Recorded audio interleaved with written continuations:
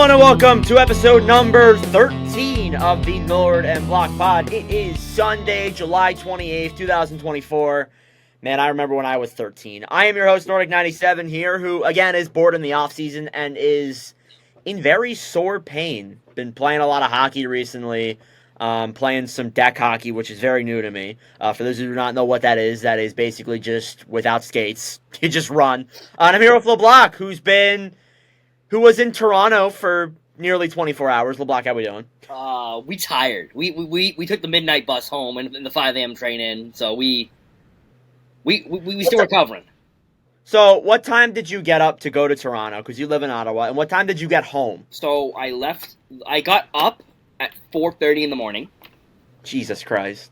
And then I got my train got into Toronto around 10 o'clock. My train left at 5:45 in the morning. Got off, and then we spent the day we went around some hockey shops. We went downtown for a bit. Went mini putting. I went to the Jays game where they unfortunately did lose by 2 runs to the Tampa Bay Rays. And usual Jays loss. And then back to the bus station. Bus was supposed to leave at 11:30. Bus ended up leaving at 12, and then we got stuck in traffic. But then the worst part was we had to transfer buses at like 3 in the morning. And you were worried you were going to get stuck, too. You were going to get stuck in Kingston, Ontario at like 3 a.m. Yikes. And then I had our good friend of the show, Riley. He helped me stay awake. We were chatting all night. So he made sure I could, not miss my bus. We rolled in late. And all of a sudden I'm like, I got to get off the bus. I got to get off the bus right now. And then when I got to that bus, I tried to go to sleep. And then I got back into Ottawa at like 5 in the morning.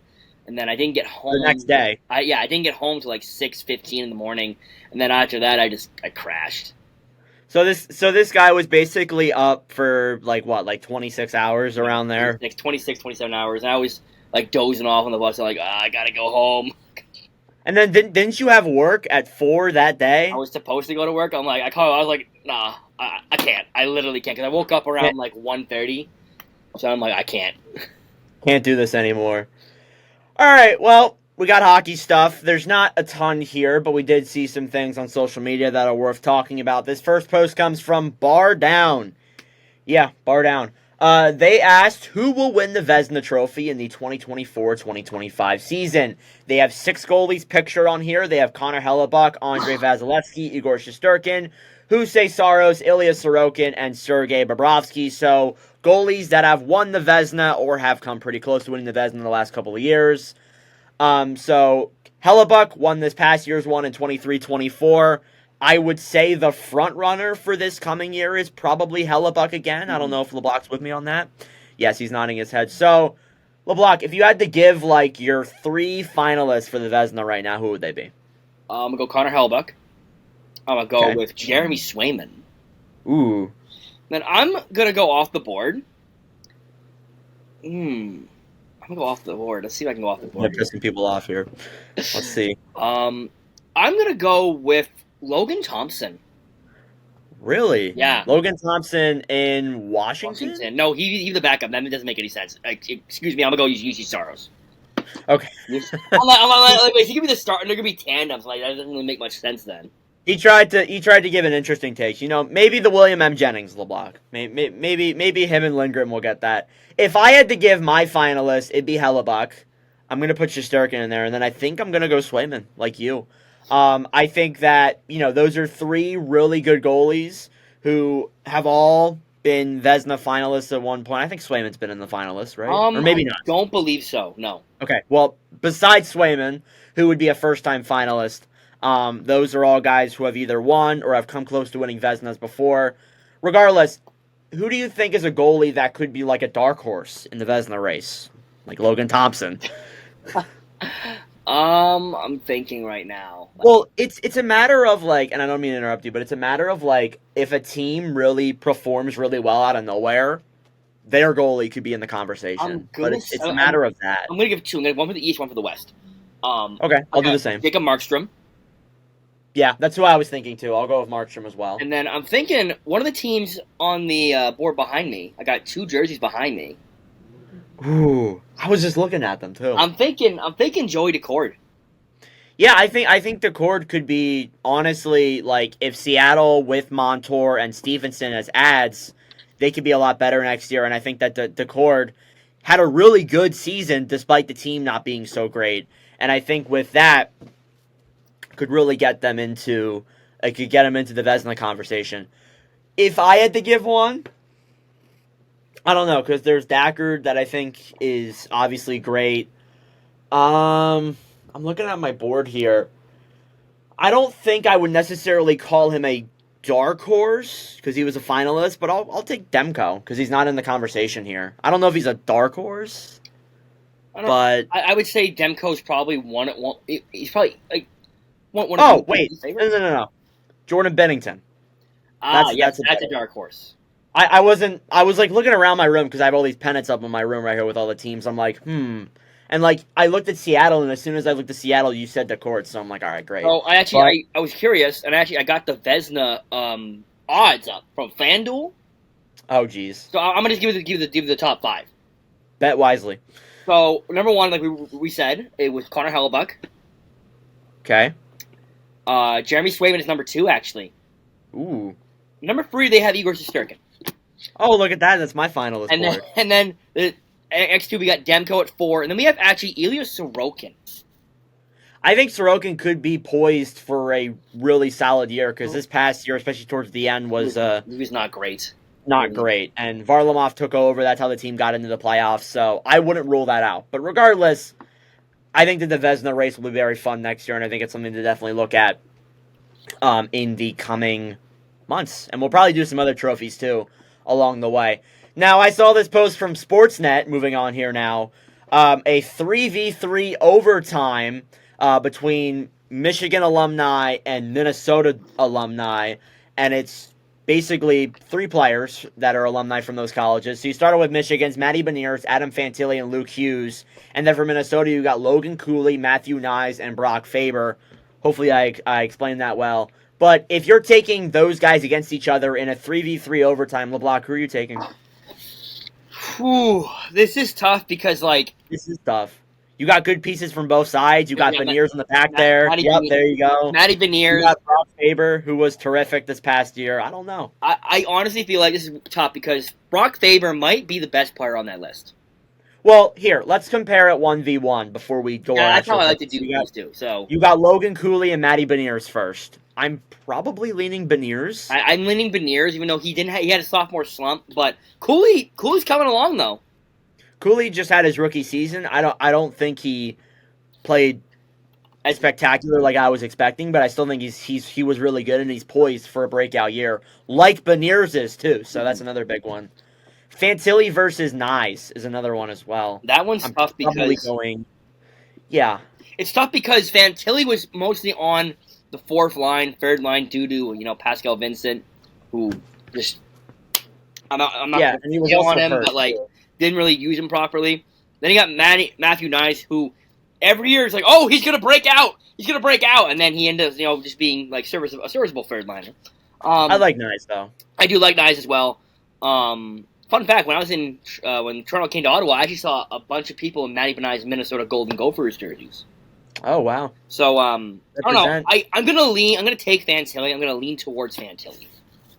And then you got Luke Hughes and Brock Faber. I think I go Faber. At least as of right now. Mm-hmm. Faber had a great rookie year compared to Luke Hughes. Hughes still had a really good year, but Faber, man, carried that blue line. Faber was a finalist for the Calder. There's a reason for that. Yes. And I think Luke Hughes was up there in votes, but he wasn't a finalist like Faber. So overall in this 3v3, I probably lean Michigan. What do you think? Even though I'm a big Michigan State guy, so I'm not too happy on taking Michigan. But but for the players I was given, hey, I'm Penn State, so yeah. Well, to be honest, I think that in a couple of years it could definitely change. I think Cooley could be better than Beniers in a few years. It really depends on when you're looking at this down the road. So we'll move into news. Crickets. All right, thanks for watching. Anywho, there is some news to report on. Starting off with a few free agency re-signings. Going back to the Jackets, Kent Johnson re-signed a 3-year, $1.8 million deal. Johnson went from a pretty solid rookie year. I don't think he was a Calder finalist, but he had a solid enough rookie year to a really bad season this past year, playing some time in the NHL, facing some injuries.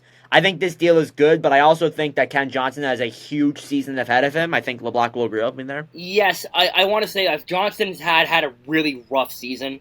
After he had a decent, promising season the season before, so I feel like this has to be the year because we heard people in last season calling like Johnson might be entering bust territory. I don't really believe that. He had a really rough season. To bounce back about that contract though, why would you sign for 3 years? Yeah, I don't know. That's a little bit of a weird one. I figured it'd be like maybe a 1-year deal or even a 2-year deal, maybe. But I guess I'm just going off of what I feel right now. It seems like down the road that's a very tradable contract. Yes, and it feels like a deal, and that's probably what it is. It feels like a deal where if Ken Johnson really pans out these next 3 years, that could be a freaking steal of a contract, less than $2 million. But if he bottoms out, you can just flip him. Like that's kind of how I look at this deal. It's a little bit surprising, though. It is 3 seasons, but I guess they're really relying on him to be a solid forward. Another guy, his teammate, Kirill Marchenko, signed a 3-year, $3.85 million extension. He did file for arbitration. Marchenko blossomed as a player who wasn't really looked at as much before. He took advantage of a pretty bad Blue Jackets team last season and played really well. And this year he continued that. I think this is a solid deal. Maybe a little bit more than I'd pay for him, but still a solid deal. Yeah, I feel like a guy who's going to get you 20 goals, 20 assists, as your floor. I feel like that's like a really good deal. Like, I think he has plenty more upside too. I think he could be a little bit better. I'm not sure. I'm not saying he's going to be like a 30-goal guy, but I think this is a pretty solid contract overall. So Columbus. That's why he's playing for the Nepean Raiders in the Dynasty League. That's true. But Columbus, I think, did some pretty good jobs with signing their contracts. Now, the Philadelphia Flyers were in a lot of headlines this past week. On top of Matvei Michkov coming over. Oh, I'm sorry. Wait. I got one more thing here with Columbus. Okay. They hired Dean Evison as their brand new head coach. I feel like I shouldn't skip over that. Sorry. I almost went into Flyers talk, but I feel like I should talk about Evison here first. So, after firing Vincent later in the season, and obviously, the team with a lot of the moves in regards to Vincent, they weren't great. People wanted Vincent gone. I wanted Vincent gone. I think Evanson's a really good hire. I think he's going to help out these young guys. And people don't give him enough credit for a pretty bad Minnesota Wild team that he mentored to a few playoffs. Yeah, I'll be honest. It's bittersweet because I really wanted Dean Evason to be the head coach of the Ottawa Senators. That was the guy I wanted, and then he goes to Columbus, and I think it's a great hire. Like he's good. He's good with young players. He holds his team accountable, but also sticks up for them when need be. So, yep, he's gonna have your back, but he's also gonna call you out on your shit. Mm-hmm. Yeah, so I think Evason's the perfect coach here for Columbus. I think that this franchise is finally turning for the better with Kekalainen gone, with Vincent gone, and bringing in Don Waddell and Dean Evason. I think this franchise is finally turning to the better. I think that's... Don Waddell's a builder. He loves to build teams up. He did it with him. We'll just see if he can get this team over the hump. Yeah. That's the biggest thing. The big thing is, Columbus has been I hate to say it. I do like the Jackets. Columbus, they always say we'll find a way to Columbus it up. They're just, they draw well, but they're, they're not talked about a lot league-wide. Yeah, their attendance is really consistent for a team that has been bad for the past, 4 or 5 years. Yeah, almost half a decade now, yeah. Yeah, so they've been really consistent. All right, back to Flyers talk. I know I kind of interrupted. I kind of blue-balled the Flyers fans. I apologize. So Matvei Michkov came over. We'll start up with that. Michkov, after being reported that he wasn't going to come over for a few seasons, he came over this past year. So one thing that this past week, I guess, yeah. But one thing that I do have for LeBlanc here is, what do you think Matvei Michkov's expectations are and his stat line could be for his rookie season? Well, I don't want. I'm not touting him as like he's the savior of the Flyers franchise. No, he's not. I'm not saying that either as a I've Flyers. seen that a little bit, not a lot, but a little bit. My expectation is he should at least, at the minimum, be a 20-goal scorer. Yes, I think that, unless if he gets hurt, which is very possible, I think that Michkov's expectation should be 20 goals at least. Like, you look at Cole Caulfield. Caulfield really struggled in his rookie year, but I did think he ended the year with, I think, around 20. Yeah, right? but he started the year with Dom Ducharme, who just put him in the minors. Yeah. Well, Ducharme was a horrible coach, and yeah. But St. Louis came in, and Caulfield played really well. But I think Michkov, I've seen a lot of things that Tortorella might bench him at points and this and that, but I feel like... We might need that. I feel like... What's that? We might need that, though. Yeah, true. I feel like the system the Flyers have built is built around Michkov. Mm-hmm. I think that's the biggest thing. So I think Michkov could blossom, but I am expecting 20 goals this coming year. I'm not expecting a spectacular Calder season. Hey, he's going to compete for it. If he doesn't win it, that's okay. I'm not as high on him as other Flyers fans may be heading into this season, which kind of sounds funny if you look at my TikTok. It's just Michkov posts. But I do think that the guy can be a really solid player in his first year, and he's going to be an impact player for many years down the road. But this year, at least 20 goals. Yeah, maybe around 40 points, too. Yeah, I feel like his floor is like at least 40 points. Yes. 35 at minimum. And then barring he doesn't get hurt. Yeah, and I think his ceiling for the year has got to be 60. Yeah, and who knows? He could surprise us even more. We'll see what Michkov can do in his rookie season. The other news involving the Philadelphia Flyers is with Travis Konechny. He signed an 8-year, $8.75 million contract that begins in the 2025-2026 season. Konechny is a player who, yes, he's never had a 70-point year, but he's missed a lot of time in his career. He scored 30 goals in less than 70 games. He's been a consistent 30-goal scorer these past couple of years, and he's only 27 years old. So I think the contract is good. It might be a little bit more than what I would pay for Konechny. I'd probably pay him just around $8 million, give him an 8x8. But I see the argument for 8.75, but I want to know what LeBlanc's thoughts are. Well, you always look at the contract, and then you compare it to other contracts around the league. That's what fans always do. Like, I saw a lot of, Konechny makes more than Jack Hughes. Konechny makes more than Tim Stützle. Konechny makes more than Brady Tkachuk, just like from my end. He makes more than Suzuki. Timo Meier as well. Timo Meier. Wait, no. Meier makes a little bit more than him, I think. No, Meier makes I think he makes 8.9 or 9. I think he makes 8.8. I think it's like 250K. Whatever. Anywho, continue. You look at Konechny, you look at the kind of player Konechny is, you don't get a lot of players like Konechny. He plays with an edge. He's basically a power forward who could score. And it's really hard to get a power forward. Like, yes, there's a bunch of power forwards around the league, but it's hard to find ones that can put up consistent, 30-goal, 25-goal seasons. I do think the contract... I'll be honest, the contract... Him signing surprised the hell out of me. That was a curveball I was not expecting. Yeah, I didn't see that coming either. I figured we would have waited a little bit longer, but I guess, they want to lock him up now. Yeah, and I figured that maybe they would have gone into the season, and then maybe, if the Flyers are struggling, maybe trade him, or maybe extend him. But I think the contract... How old is Kenny now? He's got to be 20... He is 27. 27. So that contract takes until he's, 34? I believe so. 34, 35. I feel like the contract in the short term is a good deal, but once it gets to the end of that contract, it might age a little poorly. But all players regress due to age. But I feel like the Flyers did good work here, and I think also he has a no trade clause that kicks in. Yes, I believe he does too. I mean, people are saying that he gets paid more than Hughes and Konechny. I don't think that that's necessarily... Well, when Hughes signed his contract, he signed it, 2 years ago? Yeah. Right? So, back then, the salary cap was lower. We didn't know the cap was going up. Yeah. And with the cap going up, players are going to want more money. And I think that, yes, should he be paid more than Hughes? Probably not. Obviously. But I think with the way the cap's going, and I think with how valuable Konechny's been to the Flyers, I think this deal makes a lot of sense. And as well as this, too... it shows that the Flyers, they're going with the faith that they're going to turn this around within the next 2 to 3 seasons and make this team like a Stanley Cup team.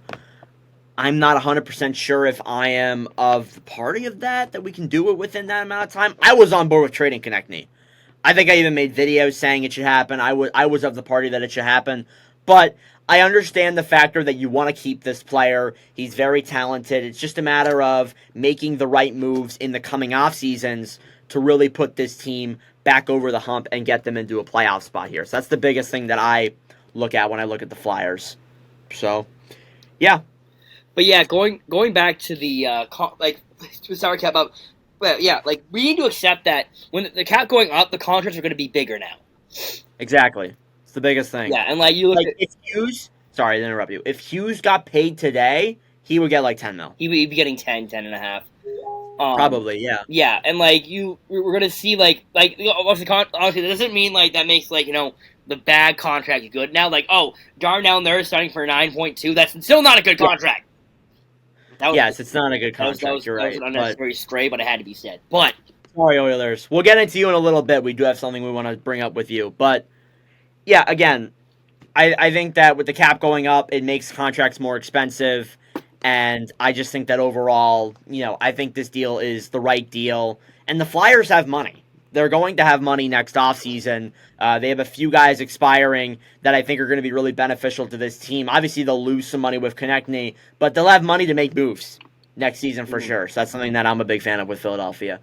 Moving on now, we got a few other signings here. Ukko-Pekka Luukkonen signed a 5-year, $4.75 million contract. I think this is a pretty good deal. Luukkonen had a really good year with Buffalo that wasn't looked at too much. This deal, though, puts him as the starter, and it makes me wonder, what's going to happen with Devin Levi? Is he going to be the backup for that long? That's the one thing that everybody says. Are they going to? One thing I thought, are they going to trade Levi? No, he's 22 years old. They're not going to trade Levi. What's going to happen is, I think Levi might need longer to develop. He might need a few more years. Exactly.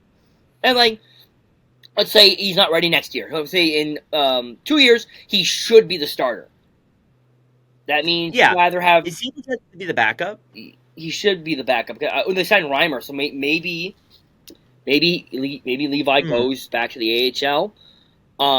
But in 2 years, I'm just doing long term here. Levi should be ready in 2 years. Yes. After that, you tandem them, or you have to trade him. And I will say, Luukkonen, as the season as a whole, had a okay season. His second half was amazing, though. Yes, that's very true. Like the Sabres, they had a really good second half. But now the question is, was it a flash in the pan, or is this how he's going to play starting next season again? I think the deal is good. The years, though, are a little bit kind of iffy with me. I would have signed him to maybe a 3-year deal. I think the salary is good. 4.75, I think, is solid for a goalie like him. I don't mind the salary. It's the term that really I question. Yeah, the term's weird because they're putting him as the starter, because what? How old is he? He is 25, so that would take him till he's 30. Puts it in a very interesting spot. I don't know. We'll see how that develops over the next couple of years. But Luukkonen, a very interesting deal there. I think that's. It's funny because last offseason, they were trying to get rid of Luukkonen. Yes, they were. I remember that. And it's weird. It's we'll take anything. Now it's hey. That don't matter. Sign the contract. Nope. Sign the contract. All right, one last piece of news here, and it's the news that I've been avoiding. The Edmonton Oilers made a very controversial move this past week. They hired Stan Bowman as their GM and Executive Vice President of Hockey Operations. For those who do not know, the former Blackhawks general manager was ruled eligible to return to the NHL, along with Joel Quenneville on July 1st. They were both, I guess, banned from the NHL after the sexual assault involving the Chicago Blackhawks 2010 team was confirmed, and after a few years of not being in the league and doing some things off the ice, both these staff have been reinstated, and the Oilers, not even a week later, are the first team, or I guess a few weeks later, are the first team to hire one of these guys, and hiring Stan Bowman. So, scandal aside, LeBlanc, and I don't want to demote the scandal we at all. won't But touch on that. It's yeah, too serious. It's serious enough that we're not going to discuss. yeah. What But happened. scandal aside, Mm-hmm. is Bowman a good GM? I just want to say one thing: the Oilers love controversy. Yes, They do. love Corey Perry, controversy. Evander Kane. How about it? They're like, I want to say, the Dallas Cowboys of the NHL, like where they just bring in guys who have like just shady characters. But I think you look at Bowman as a GM, he didn't build that Chicago team. Yes, he didn't. That was a lot of it was there for him. That was Dale Talon. It's all there for him. And now, once again, it's all there for him again. Bowman had some very controversial decisions after the dynasty was over. He was, at best, middling. Like, middle of the pack. Like, he's okay. Like, I would say, as a general manager in Chicago, he was, like, a 6 out of 10. Like, slightly. Traded Brandon Saad 3 times. In 12 years. Yeah, I don't understand that. How do you trade Brandon Saad 3 times and then lose every single trade when you trade Brandon Saad? Pretty much.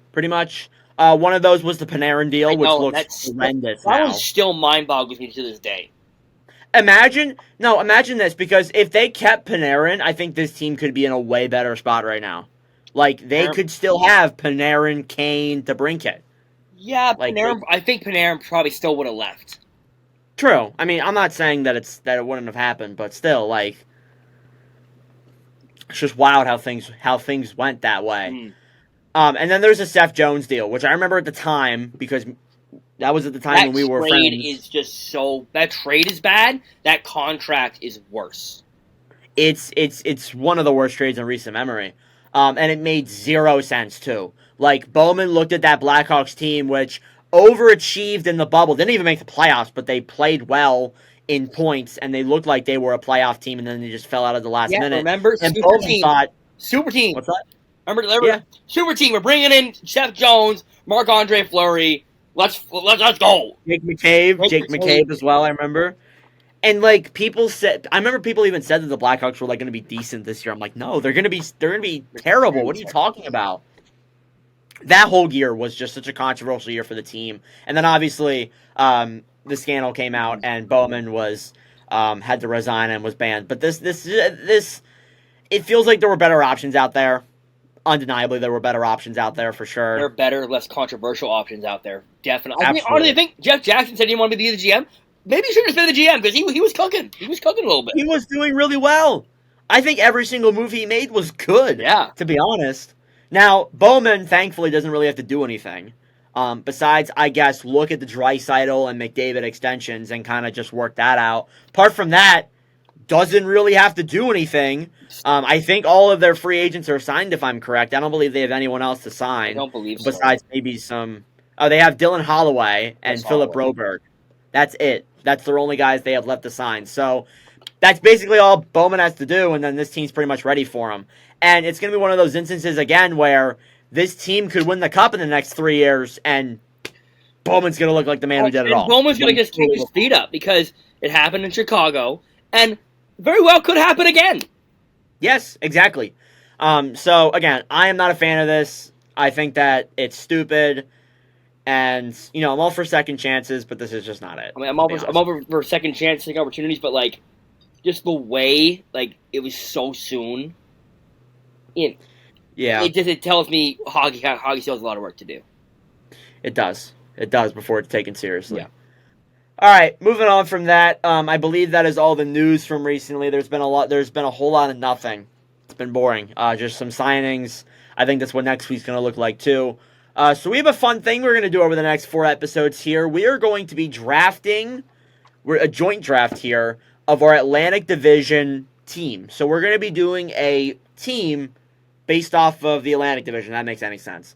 So we're going to do 4 forwards, 1 extra forward, or I guess 13 forwards, 7 defensemen, and 3 goalies. So that's going to be a fun thing we do. LeBlanc, do you want to explain the rules of this game we are doing? So we have to pick at least one player from every team in the division.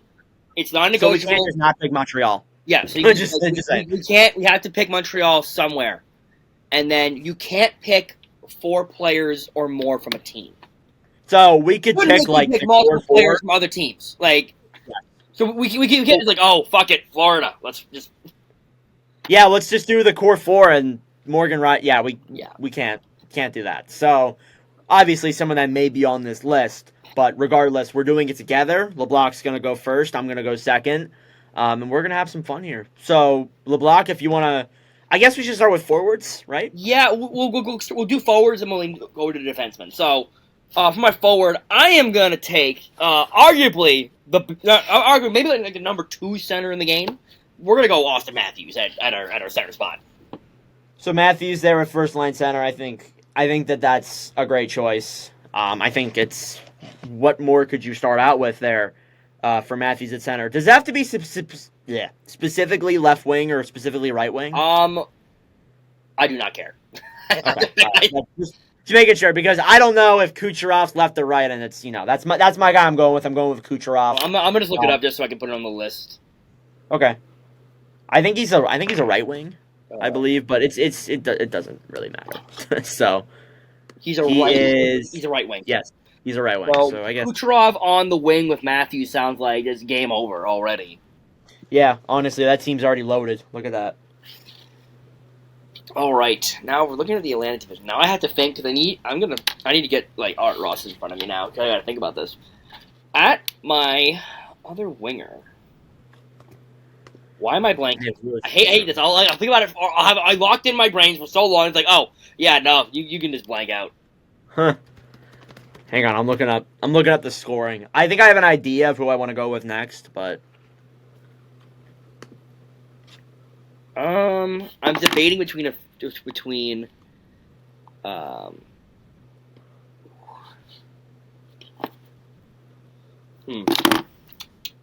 I'm gonna go with David Pastrnak. All right, so are we putting him on that first line or putting him on the second line? I gotta see what position he plays. He's a right wing. He's a right wing, so he'll go second line then. I guess we will do it. Specific. Yes, we'll do Pacifics then because. Yeah. Pasta goes on the second line right wing spot. Okay, that leaves me. That was who I was gonna go with. Let me think here. Hang on a second. Let me look for. Yeah, I think I'm gonna go Matthew Tkachuk. He's a left winger. This might be a list where you see both Tkachuks on the list. So. Sorry, you went with Matthew Tkachuk? Yes. No, I actually went with Brady Tkachuk first line. Matthew Tkachuk is I'm pretty sure he is a left winger. Imagine Matthew Tkachuk, or imagine Brady Tkachuk and Austin Matthews in the same line. It's perfect though. You have all this. You have skill and speed. Then you have just like tough and like skill, speed, and the Russian. Yeah. Alrighty, so first line is Matthew Tkachuk, Austin Matthews, Nikita Kucherov. I'm gonna take our next center, Braden Point. Ooh, yes. I was thinking about Point. I finally have a list in front of me, so I don't have to just like All right, next up. So what we already have. So we don't have player. So we don't have any duplicates so far, and we just need to keep picking guys. I'll let you know when you've reached a limit or something. Ooh, I'm doing some investigating here. I'm just like scrolling on my thing here. I'm gonna go with. Oh, we already have 2 Tampa players. I don't want to use that up. I think I'll go with. You do have 2. It's taking me a little bit to think of. This is kind of difficult. Wow, this is hard. Because I don't want to use. Because this is 4. I don't want to use up all of our slots. Yeah. It's the biggest. No, I don't. I don't want to. Because I could easily go Tampa here, but I don't want to do that. I'm gonna go. I'm gonna go Willie Nylander on the third line right wing. Yeah, I was thinking about Nylander for my next pick. Just get that right wing slots out of the way. All right, so Nylander's there. So now we have 2 Leafs, 2 Bolts, a Panther, and a Bruin. Which means for our my God, how did ooh, shoot, fuck it. Fuck it, we're gonna take him. Barkov. Imagine have We might have to change our rules here. yeah. Barkov, third line center. I think we're going to run out of picks You want to before we make get it to 5? goalies. Yeah, we can make it 5. Yeah. I think 5 is fair. I think I might have to move Barkov up to the second line actually, but we'll deal with that after. We'll debate a little bit after. Right. Next up for me, I think I'm gonna go with. So we already had 2 players from there. I think I'm gonna go. I don't want to put him there. I don't want to ignite this. Let me see if there's any other. You know what? I think I'm gonna do it. I'm gonna go with Timmy Stew at the 4th line center. That's I don't know. Like that's a tough one for me because like yes, ooh, there's a fair. Me saying it's better than you saying it. That's what I'll. That's all yeah, I'll no, say. because I said, oh my god, LeBlanc. Oh, come on! Bias! Matthews is better! He is, but, you know. What? There's no Cole Caulfield? Like, No Caulfield, come on. No Suzuki? Speaking of that, I am... Oof. I don't know. I couldn't think of any other centers. Like, who's my next one? Tage Thompson? Like, yeah, Tage. I think Stu's better than Tage. Yes. Ooh. I don't want to do it because we already have 2 of them, but I might have to do this one because he's like the best player available. I got one. And what position is he? I don't even know what position. I don't even know what wing he's on. We're going Mitch Marner. All right. I don't know. I think Marner's a right wing. All right, Marner's so a right all wing. of our right wingers are gone. Okay. Unless you Well, want. I'm gonna take a left winger. I'm gonna go with Brad Marchand. Marshy. I guess he's our second line, but we can debate that later. We'll order these after. So we have 2 Florida, 3 Toronto, 1 Ottawa, 2 Tampa. We're missing a Buffalo, Detroit, and a Montreal, if I'm correct. I think I'm going to do... I think it's my turn. Oh, it is your turn. My apologies. I'm just looking here real quick. Ooh, I got 2 here that I got 2 here that I'm debating with, and I think I'm gonna go with Brady Tkachuk. Brady Tkachuk, left wing? Yes, he is a left wing. Him and his brother play the same wing, which is kind of funny. Everyone talks about them playing together when they literally are like I don't want to say that like Matthew's obviously better, but they're like basically the same player. Yeah, Matt. I think they both bring that offense and that like toughness to them, but I think Tkachuk obviously has more offensive upside. Yeah. That's the biggest thing. Our last playing spot. I know who I would pick here, but I'm gonna give it to you. So that leaves us our 4th line winger slot. I think I'm gonna go. I'm gonna go a little bit off the board. Lucas Raymond. I was gonna pick Lucas Raymond actually. All right, okay. I was wondering if you were gonna go that direction, but I thought you were gonna go like someone from Buffalo or whatever. But hey, I like that. All right, so we gotta pick an extra forward now. You know who I'm picking? You know who I'm thinking? Who are you going with? Larkin. Yes. When I found out I was thinking in my head, I'm like, oh my god, why did I go? Because I know if we don't have Larkin on here, then we're gonna get clowned. I mean, we don't have Suzuki on here, so we're probably gonna get clowned anyways. All right, so our forward core goes as follows: first line Matthew Tkachuk, first line Matthew Tkachuk, Austin Matthews, Nikita Kucherov. Second line Brad Marchand, Braden Point, David Pastrnak. Third line Brady Tkachuk, Alexander Barkov, Willie Nylander. And then 4th line Lucas Raymond, Tim Stützle, and Mitch Marner. And then for our extra forward, we have Dylan Larkin. So, LeBlanc, would you make any changes to this? I think I would move Barkov up to the second line and move. Probably. I think I would do that too. Like Barkov Point. I love Braden Point, but Barkov brings a 2-way game that Braden Point just does not have. Barkov's a Selke winner. I need him on my second line. Him with Pastrnak would be really interesting to see. Yeah, that'd be pretty fun. All right, so we have 2 Florida, 2 Detroit, 2 Ottawa, 3 Toronto, 2 Tampa. We don't have any for Buffalo or Montreal just yet. But we have to pick Buffalo or Montreal. And since I went first last time, you're gonna go first this time. Well, I'm going to remove a Buffalo player off the board here. I'm going to take Rasmus I Dahlin. figured that's what you were going to do, so. Does it matter what side Yes, winger? we're going to make sure we get these right. Because, So obviously, like in real life, Dahlin's right or left, though? He's left. Darlene is left. Oh, it just says... I'm looking at cap wages. It says... I mean, he shoots left, so I assume he plays left side. Yeah, whatever. Yeah. Yeah, I figured Dahlin's probably you could argue he's the best. You could argue it. It's arguable. I'm going to go with... Ooh, there's two guys I'm debating with. Because one of them is young, and you could definitely put him here. The other one is like very established though, and he has the accolades. And I'm gonna go with a guy who has the accolades. I'm gonna go with Victor Hedman. Yeah, I was looking at Hedman, and I was wondering if you were gonna go with him or you were gonna go with. Pretty sure I know Hedman's right shot. So. Yeah. All right. Let me do my investigation. Dahl and Hedman's our first pairing. Oh, okay. All right.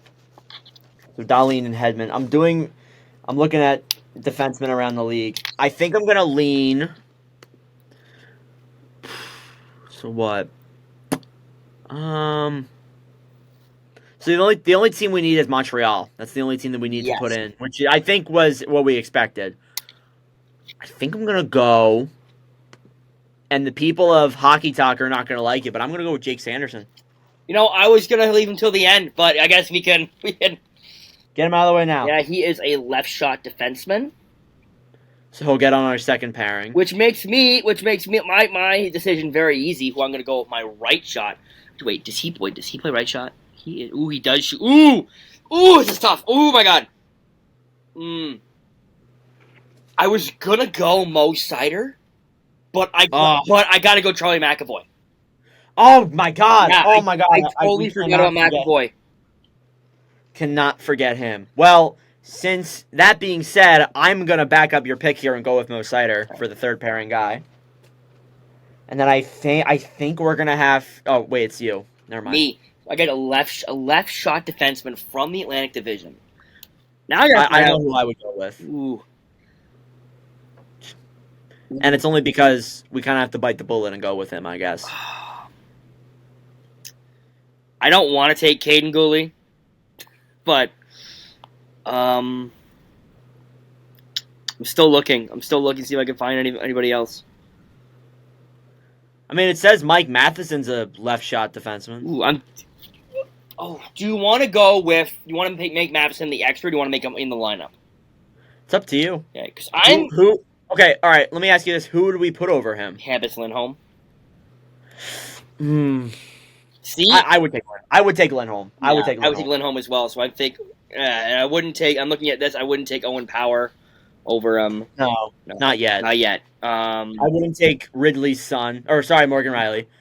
It was Chris Tanev, but no. I'm looking. I think Matheson's got to be our extra because I'm not putting Monson Ball on our goalies. Yeah. So we're gonna go with Lindholm here. Lindholm. Which makes our Bruin total 4. So we have to. Yeah, we got to make sure we don't go over here. Which I think that puts us in a perfect spot, though. Actually. Yeah. So we have. I think we're good. I think we're okay. All right. So our defense is Rasmus Dahlin, Victor Hedman, first pairing. Second pairing, Jake Sanderson, Charlie McAvoy. Third pairing, Hampus Lindholm, Mo Seider, and then our extra is Mike Matheson, just because we kind of have to. Got to put a Montreal guy in there. Like, here's the thing. I would put Suzuki at forward, but the Atlantic Division is so stacked at forward. The center depth is insane. Yeah. And I can't put Suzuki over Larkin or Stu or Point. Even though Habs fans will make the argument, I can't do it. All right, that leaves goalies. And I think for goalies, this goalies are simple. Pretty easy. I'm going to ask you, who's the best goalie in the Atlantic Division? And I'm going to see if we can agree on this. I would think Swayman. Unless I'm forgetting someone. I'm going to lean Swayman, but there is another one that could argue it. But yeah, we'll go Swayman. I think Swayman is the starter. Yeah, so we can't use any more Bruins. I think we can use... Yeah, so Bruins are out. I don't think I'm picking Corpusalo. So... Making sure that... Okay. Yeah, so we only have 3 of them. I'm gonna take for the backup, and I want to, if you agree, we can debate this. Vasilevsky. I think as of right now, I would definitely take Swayman over Vasilevsky. Yeah. So, but obviously the accolades give Vazzy the edge. But right now, I think it's Swayman. Yes. So Swayman 1, Vazzy 2. Who are you taking? That leaves our third string. We'll do it together. Who do you think? Allmark. I would think Allmark too, but who else? Well, so what? Montreal's Montembeault. Toronto. What about Bobrovsky? Boom. If we forgot Bob and put Allmark there, I think we would have gotten. Yeah. Hey, wait, I'm making sure we have enough. Okay, so Kachuk, Barkov. I think we do. We have no Florida. Yeah, Bob. Ooh, that's what I mean. The Atlantic Division, it was like, the Atlantic Division is weak. I see that a lot. You look at the goaltending depth already. Like, dude, this team is insane. Like, I mean, all the teams are going to be really good, but I think this team's insane. The only change I would make, I would put McAvoy up on the first pairing with Dahlin and have Hedman with Sanderson. You think so? Hedman Sanderson pairing would go crazy though. I don't know. I don't disagree with you. You want to run with that? Yeah, sure. Let's run with it. Alrighty. So, I guess I'll go over our team here really big. So, over to the offense. First line, Matthew Tkachuk, Austin Matthews, Nikita Kucherov. Second line, Brad Marchand, Alexander Barkov, David Pastrnak. Third line, Brady Tkachuk, Braden Point, and William Nylander. Fourth line, Lucas Raymond, Tim Stützle, and Mitch Marner. Extra forwards, Dylan Larkin. Defensive pairings, first pairing, Dahlin McAvoy. Second pairing, Sanderson Hedman. Third pairing, Lindholm Seider. Matheson the extra. And then goaltending, Swayman, Vasilevsky, and Bobrovsky. So, real quick, let's make sure we don't go over here and do our count for each team. So, Boston, we have 5. Yeah, so we had the 4 originally. We probably couldn't put Lindholm there. Probably, yeah. I don't know who we would have gone with. Probably we would have put. You could argue probably you could put Shabbat, Morgan Riley, though. I don't think. Like I said, I think Morgan Riley is one of the most overrated defensemen in the league. Like I've said it multiple times off camera. Now it's out there, so now it's out there. Buffalo. I think we only got Dahlin. Yeah. Wow. Yeah, because I don't think anybody from Buffalo would make this roster. Like Tage Thompson, I'm not taking him over Dylan Larkin. No. Detroit, I think we have 3. Raymond, yes, Larkin, and Seider. Florida, I think we have 3 as well. Florida, Matthew Tkachuk, Barkov and Bob. So yeah, 3. Montreal's 1. Ottawa, I think is 3. Stützle, Tkachuk, Sanderson. Tampa Bay, I think is Kucherov, Point, Hedman, Vazzy. 4. And then Toronto, I think is 3. We didn't take John Tavares. We didn't take Morgan Riley. We're not haters. Haters. I think we're good. I think this is a pretty damn good team. Yep. This will be posted on our Instagram at NordBlockPod. I think this is a good team. So you can yell at us there if it's bad. Yeah, you can yell at us there. You don't have to yell at us through the podcast. You can go yell at us in the comment section of our Instagram. LeBlanc has a game to end this off. All right, LeBlanc, I'll let you explain the game. I gotta plug in my computer. This is a favorite of mine. When I go live, I get this question so many times, and I'm gonna tell you this right now. It's start, bench, cut. Oh, geez, here we go. I get it a lot when I go live on TikTok, and then I've thought of it. So I mean, all these I've made a correlation with. Either it's their draft year, it's draft year, the nationality, or the position. So, this first one, and I want you to see if you can find the correlation. All right. Are you ready? I am ready. First one, start, bench, cut. Sam Reinhart, William Nylander, David Pastrnak. That's probably the toughest one I got for you today. I'm not going to lie. Start Pastrnak. Bench Nylander. I guess I'm cutting Reinhardt. I don't know. I think Pasta is the easy start, in my opinion. Yeah, it depends if you like Nylander more, if you prefer Reinhardt. I think I'm going to agree with you. I love Sam Reinhart, but... I think I lean Nylander. Yeah. I think that of the core 4, I think he... I don't want to say he's the best, but I think of the core four, he's definitely one who shows up in the playoffs the most and is definitely the most clutch, if that makes sense. So, do you know what the correlation is between those three? Did they all have over 100 points? No. Oh. Well, Pasternak's check. They're from the Atlantic? Actually, well, they are from the Atlantic, yes, but that's not the correlation that I made. But I'll give it to you. Do you want to tell you? They both scored over 30 goals or something? The correlation is they're all drafted in the first round of 2014 draft. Oh, wow. Well, yeah, I guess they were, weren't they? Reinhardt was 2, Nylander was number 9, I believe, and Pasta's 26, 24? Not sure the exact. Yeah, he was later. All right, start, bench, cut. Andrei Vasilevsky, Igor Shesterkin, Ilya Sorokin. They're all goalies. Yes, that is not the correlation that I made, but yes, they are all goalies. Yes, I think they're all Russian goalies. They're all Russian. Yeah, they're all Russian. Okay, so I got the correlation. What it was, Vasilevsky, Shesterkin, Sorokin? Yes. Okay, all right, so I start Sorokin. Start Sorokin? Oh, I mean Shesterkin, not Sorokin. You can tell I'm tired. Yeah. So start Shesterkin. Oh my god.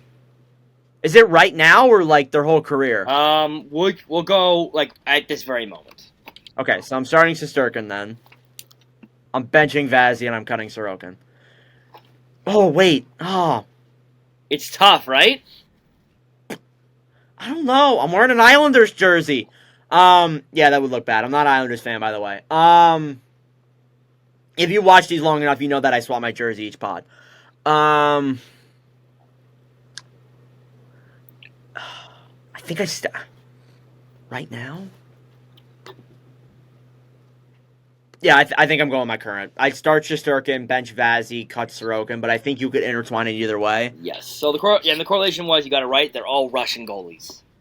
Yes, the last one, this one was a tougher one to gauge, but I think this one might be the toughest one of the night, actually.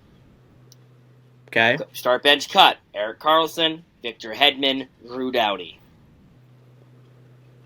I'd say they're all Swedish. I don't think Doughty's Swedish. Doughty's not Swedish. He's from London, Ontario. Well, they're all defensemen. Yes, that's not the correlation that I made, though.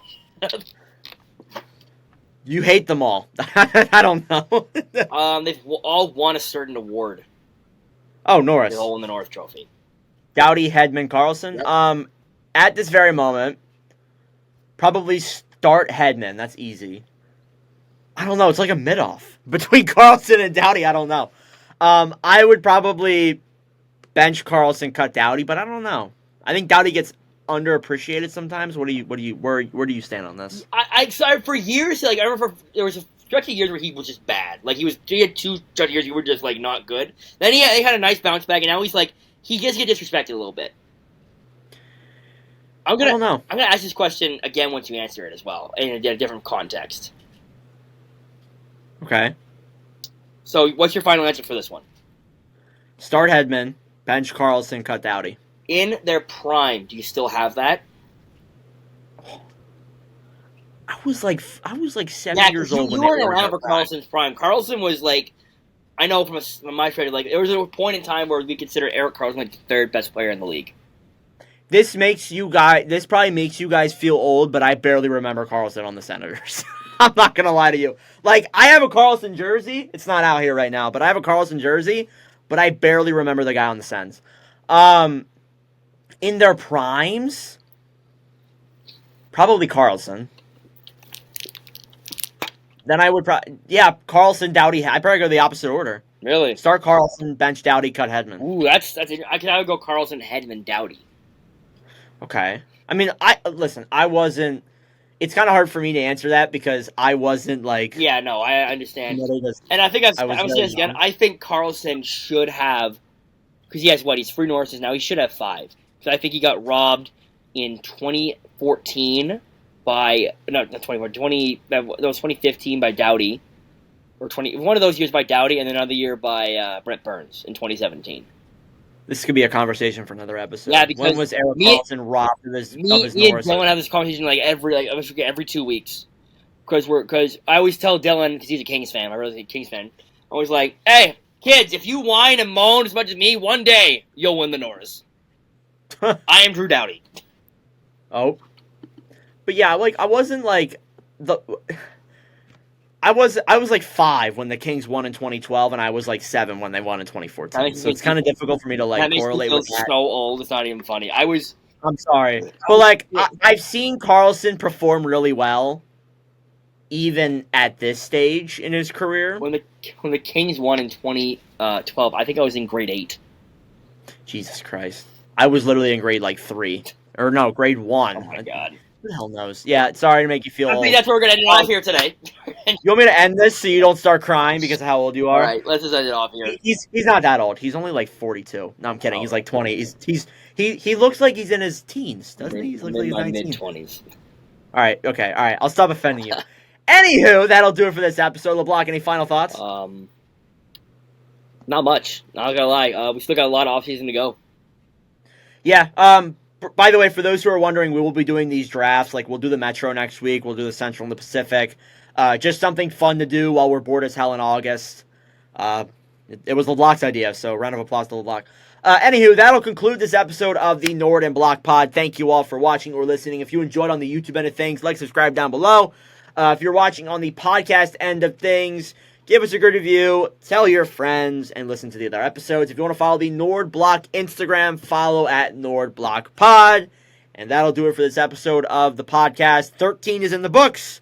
We'll see you guys next week for 14. But anyways, thank you all for watching or listening, and we'll see you in the next episode. Ciao. Adios.